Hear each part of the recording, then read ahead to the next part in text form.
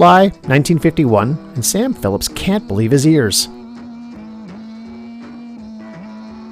Young Ike Turner had brought a 41-year-old farmer from Mississippi to the new Memphis recording service, and Phillips is blown away. It wasn't like anything he had ever heard before. Phillips later described it as the sound of where the soul of man never dies. That distinctive voice and mournful wail would give that farmer, Chester Burnett, his new stage name, Howlin' Wolf. Somebody knocking on my door.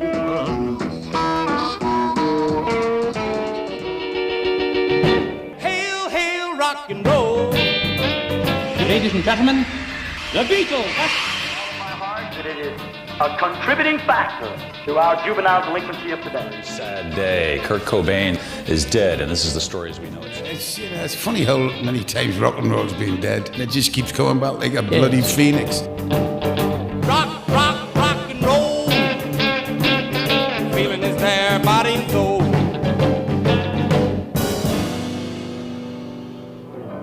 All right, Elvis has left the building.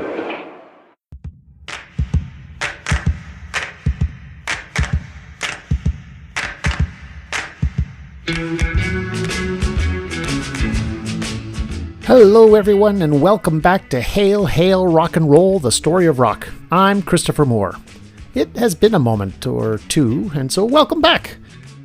We're back and ready to rock. We've made a few changes here at M Squared Productions, and we'll be tweaking as we go, but we're thrilled to be back, and we're glad to have all of you along for the ride. So we want to get right to it, but be sure to visit h2r2pod.com, our website, for episode notes and other news about the show. And we also have a couple of fun little side projects coming up, so you don't want to miss out on those. And please, wherever you're listening right now, like, subscribe, and if you can, leave a quick review of our show. I know it sounds like nothing, but really, it helps the show get discovered, and it makes it easier for us to do what we love to do. This is part 1 of a 2-part episode, and as a special treat, we'll be releasing part 2 next Monday, not 2 weeks from now as we usually do. So be sure to like and subscribe or follow so you don't miss it. So where were we?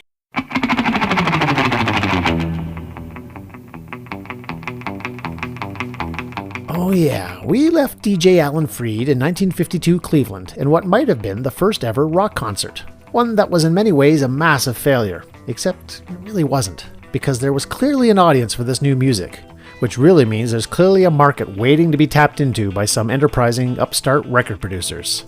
Release the hounds. So who was this market, and where did they come from?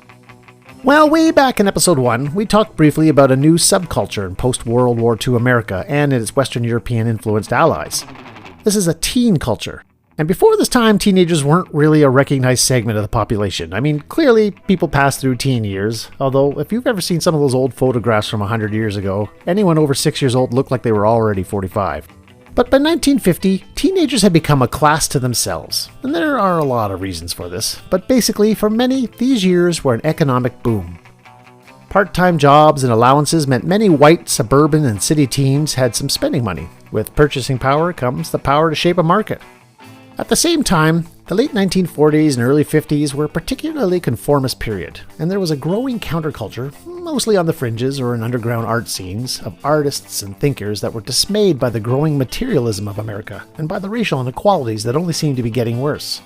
There were writers like the Beats, poets like Allen Ginsberg and his seminal work Howl, or Lawrence Ferlinghetti, or prose writers like the psychedelic William S. Burroughs or Jack Kerouac, whose lyric novel On the Road would become a sort of Bible for the growing beatnik and eventually hippie movements. People for me are the mad ones, the ones who are mad to live, mad to talk, mad to be saved, desirous of everything at the same time, the ones who never yawn or say a commonplace thing, but burn, burn, burn like fabulous yellow Roman candles, exploding like... Now, obviously, the average teen was not out there going to Ginsberg's poetry readings or snapping their fingers after a set by the modern jazz quartet, but these sentiments of pushing back against the predominant culture were definitely percolating in the cultural brew. I mean, think James Dean in 1955's Rebel Without a Cause, or Marlon Brando in the 1953 film The Wild One. Hey, Johnny, what are you rebelling against? What do you got? Teenagers were developing their own styles and tastes, with their own lingo, their own clothes, and their own music. While in the mainstream, this song was the #1 selling single of 1950, Irene, good night. Irene, good night. Many of the kids were listening to this. Hold back the dawn. Stop all the clocks. I just got the news that my baby wants to rock. All she wants to do is rock. They were trying to find their own sound, and while doing so, they were listening to music their parents didn't understand. Musicians like Winona Harris or Louis Jordan. But teens weren't necessarily buying those 78 RPM records. They were listening to them on jukeboxes. There were jukeboxes everywhere, and not just in the diners and cafes that were made famous in the 1970s on pop culture shows like Happy Days or American Graffiti. There were jukeboxes in barbershops and grocery stores. Even churches had jukeboxes playing gospel music and hymns. 3/4 of all the records produced through the late 1940s and into the 50s were for jukebox play. So teens would gather wherever there was a jukebox, plunk in their dime, and listen to their own type of music. Then, maybe, if they liked a song, they would buy a copy of the record for themselves. Jukebox operators had booming business across the United States, but they also shared a common problem. The jukebox arm and needle that sorted and played the records was heavy and would wear out the old shellac 78s quickly, especially if the song was popular. Records would have to be replaced frequently. And the big music producers, like RCA, Victor, Decca, Columbia, they weren't really making these popular records, thanks mostly to the strikes by the musicians' associations which we spoke about before, that happened throughout the late 1940s. In Los Angeles, 3 Jewish brothers whose parents had emigrated from Hungary, Jules, Joe, and Saul Bahari, faced this very problem. They operated a successful jukebox business along LA's Central Avenue, where many black families had settled during the Great Migration we had discussed in previous episodes. The Baharis could not find enough blues and jump blues records to keep their machines stocked. Their solution? They formed their own record production company, and they make the records they needed for the jukeboxes. Their other brother Lester and 2 of their sisters would occasionally help out. Jules Bahari knew who he wanted to produce first. He had fallen in love with a young black pianist named Hadda Hopgood. Jules had heard her playing and asked if she had ever played a boogie-woogie before, so Hopgood improvised one. And on the spot, Jules asked her if she would like to record a record. She renamed herself Hadda Brooks, and Blues in the Boogie and this song, Swingin' the Boogie, became the first production from the Baharis' Modern Records Company in 1945.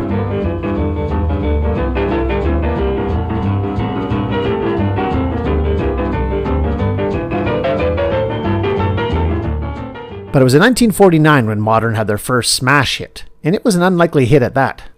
Someone sent the Baharis a recording of an illiterate auto factory worker from Detroit, who played solo with just an electric guitar, playing basically just one chord and not really doing much vocally. But the Baharis loved it, and they produced it as is. John Lee Hooker and his guitar, and his track Boogie Chillin' was a massive hit. Yeah, my mama, she didn't lie me. She had to stay out all night long. Oh, Lord.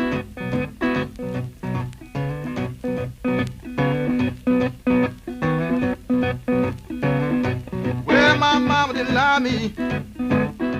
Meanwhile, in New York, the son of the former Turkish ambassador to the US, Ahmet Ertegun, remained in the country to study music. He and his brother Neshui had amassed a collection of over 15,000 78 RPM records, mostly jazz, and Ahmet wanted to get into the music scene. Ertegun convinced dentistry student Herb Abramson to join with him, and together they formed Atlantic Records in October 1947. At first, Atlantic produced modern jazz and spoken word records, and they were in part funded by selling Ertegun's record collection. Then, in 1949, a distributor called Ertegun and asked for some help.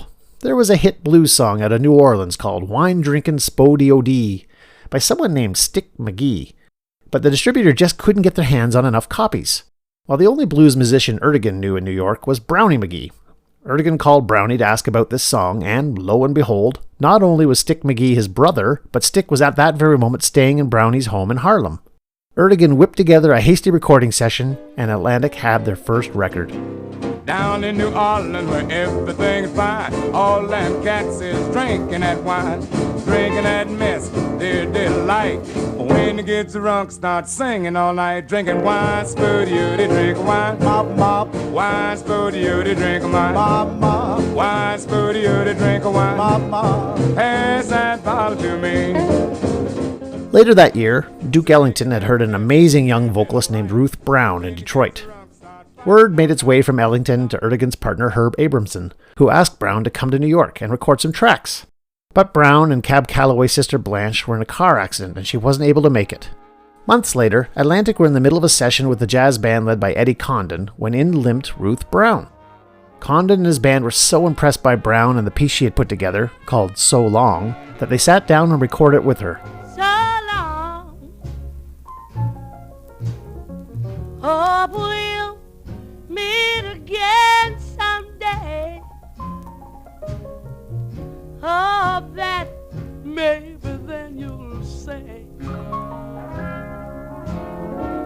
darling, I was wrong.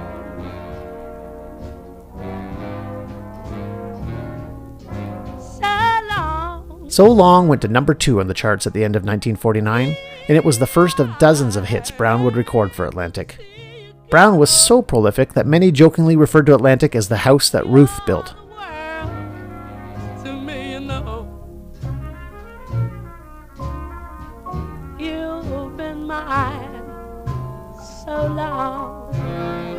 But it was another artist that Ertegun was really proud of. Someone Ertegun had taken under his wing and wrote pieces for himself, and would then walk the musician through the songs bar by bar until it was perfect.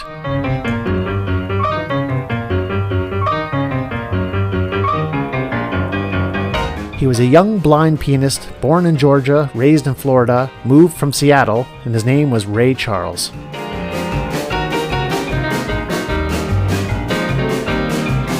You can talk about the pit, barbecue, the band was jumping, the people too. Mess around, they're doing the mess around, they're doing the mess around, everybody's doing the mess around. 1953's Mess Around was Charles' first hit with Atlantic. Ertegun stated he was inspired by Pete Johnson's stride piano style. Remember Pete Johnson, that guy who wowed the New York crowd at that big show with Big Joe Turner back in 1938? Yes, everything's connected eventually. Ertegun would sign his compositions as A. Nougatry, his surname in reverse, and his songs were good enough to inspire competing producers to find this A. Nougatry guy and hire him away from Atlantic, but no one could find him. Finally, one producer simply called up Atlantic and asked for Nougatry. The person who answered paused, sighed, and simply said, "Spell the name backwards," and hung up. Everybody's doing the mess around. Now let me have it there, boy. In Chicago, 2 other Jewish brothers were eyeing the growing popularity of the black music scene. Lejor and Faisal Chesh were the sons of Polish immigrants and Americanized their names to Leonard and Philip Chess. Loving the growing blues scene in Chicago, the boys opened their own blues nightclub called the Macomba Lounge. They immediately saw how popular the blues performers were that appeared at the club, but these musicians had no way to record themselves or publicize their music. So, in 1947, Leonard invested in a small label called Aristocrat Records, and soon he and Phil had taken over, and in 1950 they rebranded the company Chess Records. Well, I got the boogie-woogie blues and I'm feeling so low down. The brothers put out a few mostly forgettable records in the late 1940s. They didn't know it at the time, but they were waiting for one McKinley Morganfield to show up in their studio. Morganfield had grown up on the Stovall plantation in Clarksdale, Mississippi, and he had learned to play guitar and harmonica as a boy. In the early 1940s, Alan Lomax and John Work had been traveling the rural South for the Library of Congress, making recordings of rural and black folk music. They stopped by Stovall, and they recorded Morganfield. Later, when they sent a copy of the record to Morganfield, he rushed out in his best suit to have a photo of himself taken with the record. Shortly after that, he headed north to Chicago to seek his musical fortune, and along the way, he adopted a new stage name to evoke that southern Mississippi Delta blues tradition. He called himself Muddy Waters. In 1947, the Chess brothers were recording a group that included pianist Sunnyland Slim. During a break, Sunnyland kept raving about this performer named Muddy Waters. Leonard Chess simply said, "Get him here, now." Sunnyland called Waters' workplace, a Venetian blind business where Waters drove the delivery truck, and he left a message that Waters' mother was very ill and he needed to rush home. When Waters got the message, he knew something serious was happening since his mother had passed away years before, so he raced to his apartment where he found Sunnyland waiting for him. Waters grabbed his guitar and the rest is history. Waters recorded a couple of tracks that day, Gypsy Woman and Little Anna May, but they were actually shelved for a little while. But at the next session, they recorded I Want to Go Home and this song, I Can't Be Satisfied, which would become hits, and Muddy Waters would begin making a name for himself in the Chicago scene. Well, I'm gonna wait till late, won't be back no more. Going back down south, child, don't you wanna go? Woman, I'm trouble, I be all good mine. Well, babe, I just can't be satisfied, and I just can't keep on. So, by the 1950s, there were dozens of these small independent record companies across the US. And reading about this time in the music business, it feels in many ways like the Wild West. And I don't mean the nice, clean, little house on the prairie, gee, gosh, dad kind of West, but more like HBO's Deadwood, like Al Swearingen in the mud with Woo's pigs. There were no rules, no traditions, and everything is wide open. And business would sometimes get dirty, with companies backstabbing each other, stealing artists, outright copying songs, adding songwriting credits, or paying off DJs to play certain tracks. We'll be returning to a lot of these aspects of the industry next episode or two when we discuss Bill Haley and Elvis Presley, but our old friend Alan Freed is right in the middle of all of it. You can kind of get a sense of that cutthroat, seat of your pants, don't blink or you'll miss it nature of the indie record scene in the early 50s in the story of one song in particular. In 1949, Lou Chudd, who founded LA's Imperial Records, asked New Orleans-based trumpeter Dave Bartholomew to be on the lookout for talent back in his hometown. Imperial focused mostly on Mexican-American musicians from the LA area, but Chudd felt he was missing out on something from the New Orleans scene, and he didn't want to be left behind by his LA rivals like the Mesner brothers at Aladdin Records or Art Roop at Specialty Records.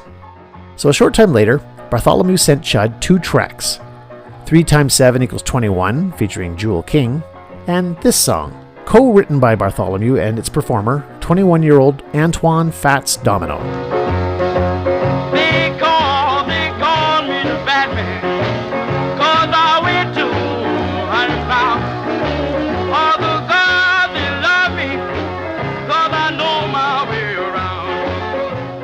The Fat Man, recorded in December 1949 and released in 1950, would go on to sell over 1 million copies and be a massive hit for Imperial.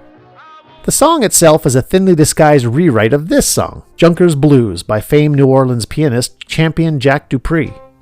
Some people call me a junker, 'cause I'm loaded all the time. I just feel happy and I feel good all the time. Junker's Blues is a song about heroin addiction, so Bartholomew and Domino rewrote the lyrics to make them more palatable for the general audience. Despite their success together, the relationship was strained between Bartholomew and Domino. Bartholomew felt that he had done the lion's share of the work on the song and was the more subtle and gifted writer, given that Domino spoke Creole French and wasn't really fluent in English. Domino felt that he was the better performer and that Bartholomew treated him like an underling or employee. So the two became distant and didn't really speak to each other or work together for some time. But it was Chudd and Imperial Records that really made Bartholomew angry. Bartholomew discovered that Chudd's associate, a white record store owner named Elvin Young, was being paid as the producer on Bartholomew's songs, despite Bartholomew doing all the work. And it all came to a head when Young showed Bartholomew his $1,500 bonus check for his work with Imperial. Bartholomew, a black musician who made the music, did not receive anything. And that was it for Bartholomew. He swore he'd never work for Imperial again and refused to answer the calls from Chudd. Art Roop over at Specialty Records heard about this falling out and swooped in. Roop had wanted to find his own Fats Domino, like his rival at Imperial, so he went to New Orleans and put out the call for any musicians to show up at Cosmo Matas's famous J&M recording studios. Bartholomew was there and was going to be working with his band, so he helped Roop. Now, the story varies from source to source, but the general consensus is that Roop was not having much luck and was about to fly back to LA when into the studio walked a teenager named Lloyd Price. Roop immediately canceled his flight and he and Bartholomew got to work with Price. The band was comprised of many of the same musicians from The Fat Man, but something wasn't working. Bartholomew didn't like how the pianist sounded, Salvador Doucette, a jazz man who had no real love for R&B music. And then, one of those rock and roll coincidences that seem to occur with the best music happened. At that very moment, Fats Domino happened to be walking by, and he stopped into the studio to see what was going on. It was a little strained at first, but Bartholomew finally asked Domino to sit in on the track. But, contracted to Imperial Records, Domino said, "Man, you know I can't do that." A few drinks later, Domino decided, you know what, I'm going to have some fun here. And he sat down at the piano. The rest is music history.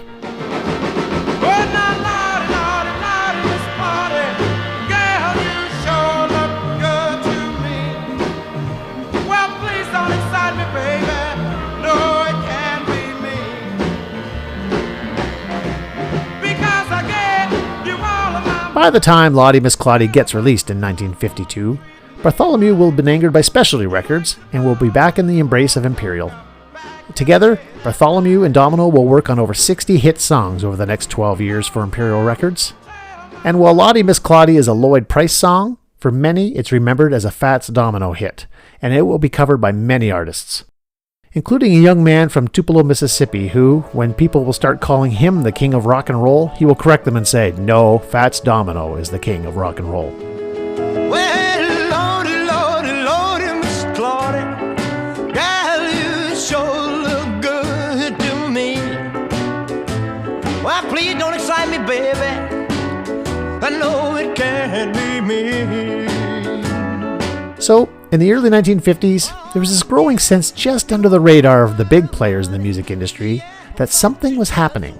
Something was coming, but no one knew exactly what. And certainly no one thought it might come out of Memphis, Tennessee. Late at night.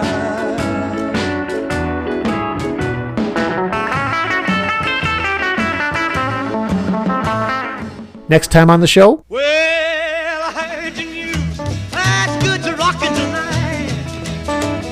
old songs will be redone by new artists, That's good to rockin' tonight. and old artists will record new songs. I said shake, rattle and roll. Shake, rattle and roll. Shake, rattle and roll. Thanks for listening, everyone, and see you next time.